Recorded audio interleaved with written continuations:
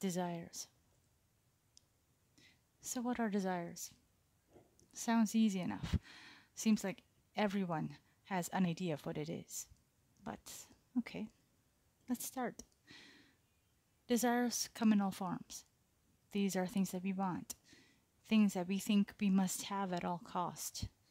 It could be something material like a shiny SUV, or jewelry, or clothes, a house, anything that you can touch. Or even untangible things like finding a loved one, finding somebody who you think is a soulmate, everlasting happiness. There are so many things in between, but you get the gist. No man has never had desires. This comes natural to us. Wants, that's something that we have every day.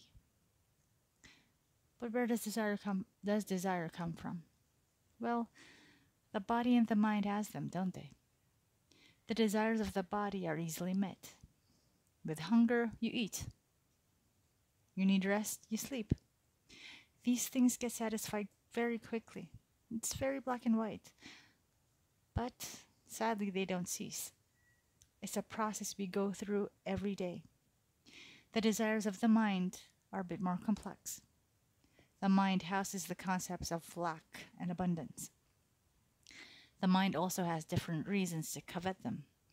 It could be envy, greed, betterment, triumph, so on and so forth. So the next question would be, when did I actually have desires? Well, this is a bit hard to answer. We've had desires since the body was born. Doesn't a child cry when he or she is hungry? Have you tried extending a finger towards an almost sleeping child? The child instantly grabs the finger, wanting comfort in that closeness. And I am not advocating touching a child you don't know. Of course, you do this with a child you know. So the answer would be since birth. As we grow older, our desires change. These desires that are acquired come from our experiences. Meaning, we see a classmate in school perhaps. Classmate has a cool phone. You start thinking, hey, I want that too. So, voila. That is the birth of a desire. But then maybe you're asking, why? Why do we have desires? Well, on the part of the body, the desires are born out of need. Remember that the body is very straightforward with what it needs to be done. With the mind, it's a feeling of lack because we think that something is missing. Thoughts like, if only I had this much money, things will be perfect. Or if I had this job, I would be set for life. If I have a perfect nose, then I would be the most beautiful. Or if I told such and such person how they should live life, then we would all be happy. The thoughts to justify desires are numerous. Our mind will never run out of reasons. But as stated above, we have this notion that we're incomplete. So, we start thinking that when we achieve these desires, we would be happy. But are we? Maybe for a bit. But sadly, it doesn't last. We run after these desires. We pursue them. And when we satisfy one, guess what? Another one comes up, and we are never satisfied. We're also so caught up with making it last forever. Sadly, you know what? Nothing lasts forever. That shiny SUV you bought is getting broken every day. This is just the truth. This is the way of things. When we become so disappointed when the happiness doesn't last, sometimes even angry, we even have violent reactions to it. Why did it not turn out the way that I wanted? That would be expectation. We're expecting something to last forever. I'm going to ask you this. Look into your experience. Has anything lasted forever? Seriously, nothing has. Not even the people in your life.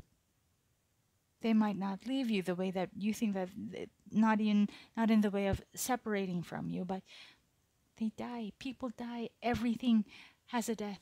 Everything here crumbles. That's just the way it is.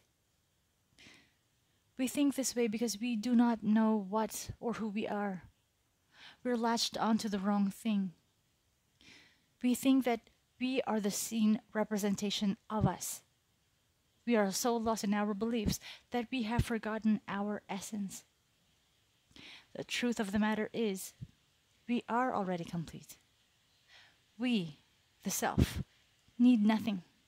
It does not need to run after things, as they come more often than a scheduled city bus. All that we desire are objects, material things and non-material things.